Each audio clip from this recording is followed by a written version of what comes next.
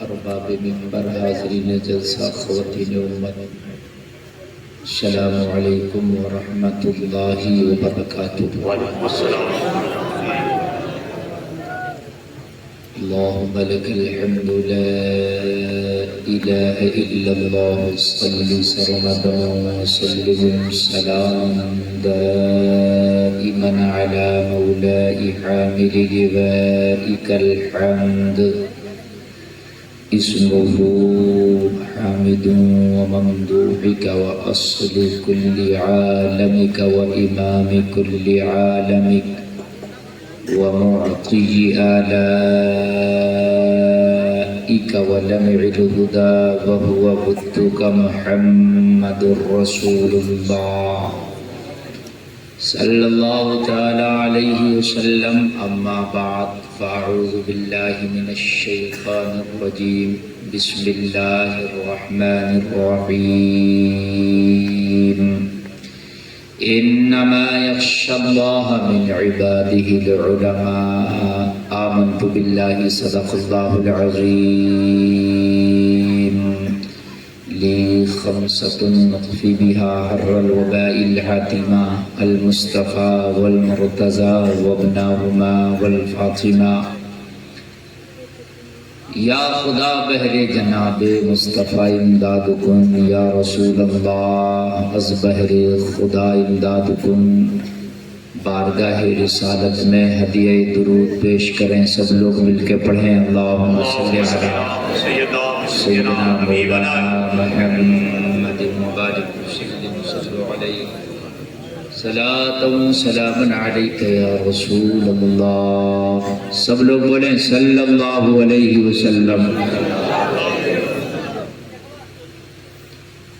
میں والوں اسے چھیڑو مت، ٹھیک بول رہا ہے، صحیح بول رہا ہے، اسے نہ چھونا۔ پیچھے کو بیٹھ جاؤ، تھوڑی سی آپ پیچھے کو بیٹھ جاؤ۔ نہیں مجھے پتا تم مانو گے نہیں۔ حضرات، یہ جلسہ اصلاح معاشرہ کانفرنس و جشن غسل الورا میں آپ تشریف لائے اور بڑی محنتوں سے اس کو سجایا۔ حافظ قاری مشتاق صاحب، جملہ اراکین، جملہ سامعین، میں سب کو مبارکباد پیش کرتا ہوں کہ اللہ تعالیٰ اس ذکر کے صدقے میں ہم سب کے گناہوں کو معاف فرمائے۔ کافی دیر سے آپ اس اپنے محبوب ترین پروگرام کو سماعت کر رہے ہیں۔ نظامت، نعت و منقبت، خطابت آپ نے مجھ سے بیشتر سماعت کیے۔ میرے بعد بھی آل رسول حضور سید صاحب قبلہ تشریف لائیں گے۔ آپ اس باعمل سید کے چہرے کی زیارت بھی کریں گے کہ جن کے چہرے کو دیکھنے سے نامہ اعمال میں نیکیوں کا اضافہ ہو جاتا ہے۔ میری گفتگو آپ سماعت کریں، دل کے تہخانوں میں محفوظ کریں اور کوشش کریں۔ ان محفلوں کا مقصد ایک ہی ہوتا ہے، صرف اصلاح۔ یہ ایک رات کے مدرسے ہیں۔ حضرات، ان میں جو باتیں کہی جاتی ہیں وہ تمہیں ایک راستہ دکھا دیا جاتا ہے، ایک پگڈنڈی بتاتی جاتی ہے کہ اس راستے پہ آپ کو چلنا ہے، لیکن بار بار اس راستے میں چلتے ہوئے پھر بھی اگر آپ کو رہنمائی کی ضرورت پڑے تو یہ علماء کریں گے، آپ کی مسجدوں کے امام کریں گے، آپ کے علاقے کے یہ علماء کریں گے۔ اس لیے کہ ہم نے ایک راستہ بتا کے چلے گئے، پھر اس راستے پہ چلتے ہوئے بھی کبھی کبھی ضرورت پڑتی ہے رہنما کی، ہے نا؟ تو ہر وقت تو ہمیں آپ نہیں بلا کے لاؤ گے، ہم نے تو بتایا یہ راستہ ہے، چلو چلو، پھر اگر ضرورت پڑے رہنمائی کی تو ان علماء سے، اپنے قریبی علماء سے، ائمہ سے، ان سے رابطہ کرو، لیکن اس راستے کو آپ چلنا چھوڑو نہیں، اس راستے پہ چلو۔ حضرات، اللہ نے قرآن میں ایک زندگی کا میپ بیان کر دیا، تمہاری زندگی گزارنے کا، چلنے کا راستہ بتا دیا۔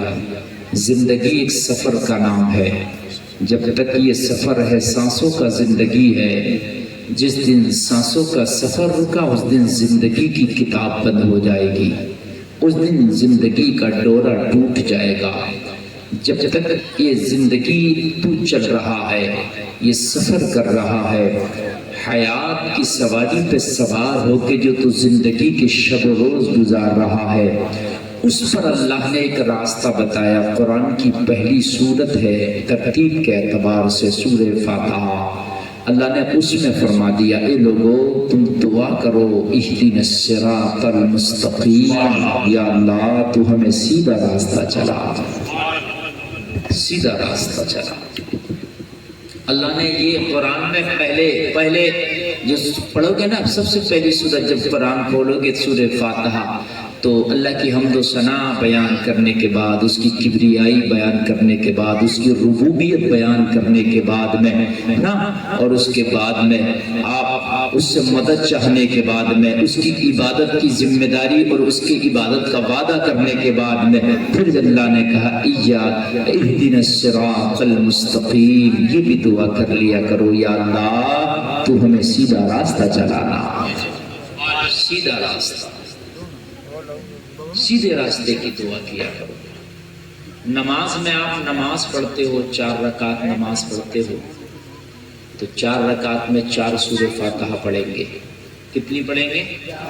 تو چاروں بار آپ کہیں گے اہدنا الصراط المستقیم۔ کتنا ضروری ہے کہ 4 رکعت میں 4 بار دعا آپ کر رہے ہیں، یا اللہ تو ہمیں سیدھا راستہ چلا، یا اللہ تو ہمیں سیدھا راستہ چلا۔ کتنا ضروری ہے یہ سیدھا راستہ۔ ہم نے اپنے راستوں کو خود ٹیڑھا کر لیا، ہم نے اپنے راستے خود بگاڑ لیے۔ سیدھا راستہ اللہ نے قرآن میں سورہ فاتحہ، اب آپ جب نماز پڑھیں گے سورہ فاتحہ پڑھیں گے، آپ دوسری سورت تو بدل سکتے ہیں مگر سورہ فاتحہ نہیں بدل سکتے۔ آپ قل واللہ کی جگہ قل یا ایھا الکافرون پڑھ سکتے ہیں، قل یا ایھا الکافرون کی جگہ اذا جاء پڑھ سکتے ہیں، اس کی جگہ تبت یدا پڑھ سکتے ہیں، قل اعوذ برب الفلق پڑھ سکتے ہیں۔ قرآن میں 114 سورتیں کوئی بھی پڑھ سکتے ہیں مگر سورہ فاتحہ چینج نہیں کر سکتے۔ اس میں زندگی کا میپ اللہ بتا رہا ہے، زندگی کا راستہ تمہیں بتا رہا۔ لوگوں پھر بھی بھٹک گئے، ذرا غور تو کرو، جس کی فجر میں 4 رکعت تو 4 بار کہہ رہا مولا سیدھا راستہ چلا، ظہر میں 12 بار کہہ رہا سیدھا راستہ چلا، عصر میں 8 بار کہہ رہا سیدھا راستہ چلا، مغرب میں 7 بار کہہ رہا سیدھا راستہ چلا، عشاء میں 17 بار کہہ رہا سیدھا راستہ چلا، پھر بھی تو بھٹکا گھوم رہا ہے۔ تو مجھے بتا تجھ سے بڑا بے وقوف کون ہوگا کہ صبح سے لے کے شام تک اتنی مرتبہ سیدھا راستہ چلا پھر بھی بھٹک گیا۔ قیامت میں پھر کیسے رب کو منہ دکھا کے کہہ دے گا میرے مولا مجھے پتا نہیں تھا میں بھٹک گیا۔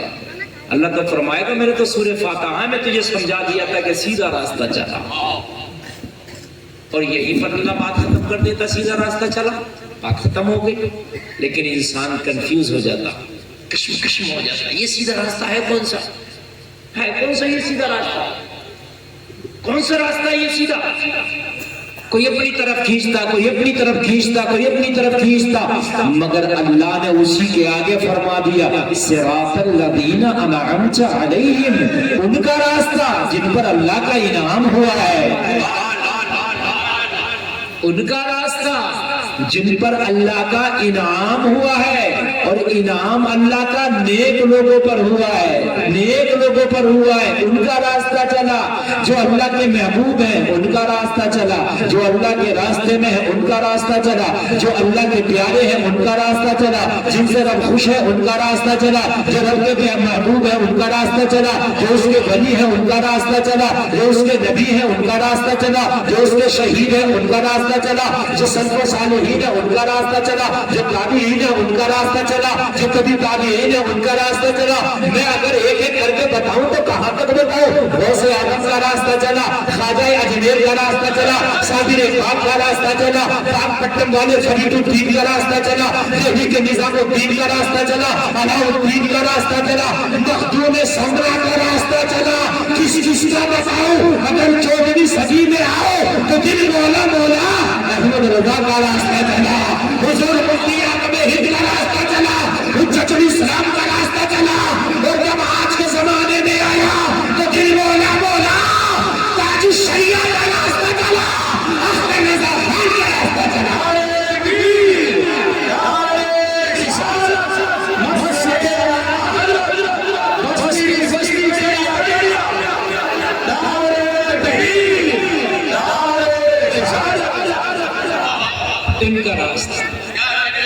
ان کا راستہ چلا. میں نے جتنوں کے نام لیے اوپر سے لے کے نیچے تک آ گیا. میں آج کے تاج الشریعہ تک میں نے بیان کر دیا. اللہ کے قرآن میں صاف کر دیا سیدھا راستہ، پھر ان کا راستہ. انہوں نے چل کے بتایا. اللہ نے بالکل کلیئر کٹ کر دیا کہ نہیں کر دیا؟ اب کوئی چیز رہ گئی؟ نام بھی بتا دیا. مثال کے طور پر میں آپ سے کہوں اچھے کپڑے پہنو، آپ کہیں کیسے اچھے؟ تو میں کہوں جیسے مولانا مشتاق پہن رہے ہیں، جیسے یہ حافظ صاحب پہن رہے ہیں، جیسے سید صاحب پہن رہے ہیں. تو مطلب میں نے آپ کو تھیوری بھی دے دی اور میں نے پریکٹیکل بھی بتا دیا کہ ایسا پہنو. ایک ہوتا اسکرپٹ لکھنا اور ایک ہوتا اس کو کر کے بتا دینا. اللہ نے خالی اسکرپٹ نہیں بتایا، اللہ نے بتایا بھی کہ میرے نیک بندوں نے اس اسکرپٹ پہ عمل کر کے بتایا ہے. میرے بندوں ان کو دیکھتے جانا، زندگی گزارتے جانا. آگے اللہ نے اچھا یہی تک روک دیتا بات کو، نہ یہاں بھی نہیں روکا. آگے پھر اللہ نے بیان کیا غیر المغضوب علیہم ولا الضالین. یا اللہ ان کا راستہ ہمیں نہ چلانا جن پر تیرا غضب ہوا، جن سے تو ناراض ہے، ان کا راستہ ہمیں نہ چلانا. یہ سورہ فاتحہ میں اللہ نے وضاحت کر دی. ہر نماز میں آپ کہہ رہے ہیں یا اللہ سیدھا راستہ چلا، یا اللہ ہمیں ان کا راستہ چلا جن پر انعام ہوا، یا اللہ ان کا راستہ نہ چلانا جس پر تیرا غضب ہوا، جن سے تو ناراض ہے، بولا ان کا راستہ نہ چلانا. اب یہ کہہ بھی رہے ہو اور راستہ جان بوجھ کر انہی کا چل رہے ہو جن سے اللہ ناراض ہے. کمال کی بات تو دیکھیں، جان بوجھ کے راستہ انہی کا چل رہے ہیں جن سے اللہ. میں تقریر کا عنوان جو بنا کے بیٹھا ہوں اگر آپ سنیں گے تو انشاءاللہ میرا وعدہ ہے کہ آپ کی لائف آج کے جلسے سے چینج ہو جائے گی انشاءاللہ.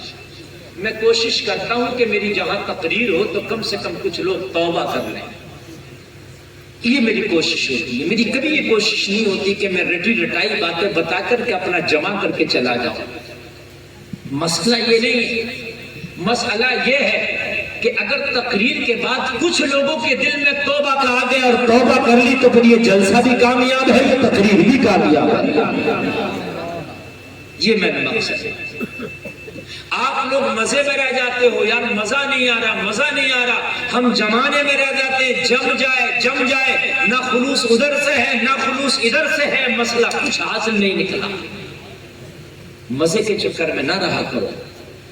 دیکھیے اسی بات کو میں بہت زور سے کہہ دوں، اسی بات کو بہت ہلکے سے کہوں. بات یہ سمجھیے کہ میں کہہ کیا رہا ہوں. بات سمجھ رہے کہ میں کہہ کیا رہا ہوں. کبھی کبھی ایسا ہوتا بڑی دھیرے دھیرے بڑے کام کی باتیں بتائی جاتی ہیں. لوگوں ذرا غور کرو، اللہ نے منع کر دیا ان کے راستہ نہیں چلا جن پر کہ تیرا غضب ہوا، جن سے تو ناراض ہے. لوگوں اب چلنا کیا ہے؟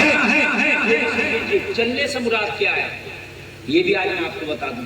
چلنے سے مراد کیا ہے؟ راستہ چلا تو کوئی ایسا راستہ نہیں ہے جو یہاں سے جگدیش پور جا رہا ہے کہ اس راستے کو چل جاؤ. یہ راستہ مراد نہیں ہے. آج کان کھول کے سن لیجئے، سیدھا راستہ چلانے سے مطلب کیا ہے. یہ راستہ مراد نہیں ہے کہ یہ سیدھا راستہ لکھنؤ گیا اس سے چل جائے، نہیں یہ مراد نہیں ہے. مراد یہ ہے کہ جیسے زندگی اللہ والوں نے گزاری ہے تو ایسے زندگی گزار. یہ مقصد ہے. ان کا راستہ چلا جن پر تیرا انعام ہوا. یا اللہ ہمیں ایسی زندگی گزارنے کی توفیق عطا فرما جن پر تیرا انعام ہوا. یا اللہ ایسی زندگی گزارنے سے بچا جن پر تیرا غضب ہوا. بات سمجھ رہے ہیں؟ تو پھر بھی دیکھو یہ موبائل میں لگے ہوئے تھے. موبائل تو آج کے بعد بھی دیکھ لو گے لیکن میری تقریر شاید آج ہی سنو. اور میرے اندر یہ کمی ہے اگر ایک آدمی بھی ویک ہوتا سننے میں تو میرا دھیان ادھر ہی جاتا, تقریر ہی نہیں ہوتی. پتہ نہیں کیا میری یہ گندی عادت ہے. ورنہ کبھی ایسا ہوتا ہے کچھ لوگ سننے نہیں سننے, کوئی بھی اگر ویک ہو ذرا سا تو یا تو وہ چلا ہی جائے تو بات ختم ہے, نہیں تو وہ سنتے ہی رہتے پھر بات اچھی. اس لیے کہ اگر آپ نے قصہ بھی سناتا نا سامنے والا توجہ نہ دے نا تو قصے میں بھی مزہ نہیں آتا. یار یہ تو نبی کی سیرت کے قصے بیان کر رہا ہوں میں. زندگی گزارنا مقصد ہے بھائی. اللہ ان کی طرح زندگی گزارنے کی توفیق عطا فرما. وضاحت کر رہا ہوں میں اس کی, ایک سلیس ترجمہ کر رہا ہوں. یا اللہ ان کی طرح زندگی گزارنے کی توفیق عطا فرما جن پر تیرا انعام ہوا. یا اللہ ان کی طرح زندگی گزارنے سے ہمیں بچا جن سے تو ناراض ہوا. بات سمجھ گئے کہ نہیں سمجھ گئے؟ سمجھ گئے؟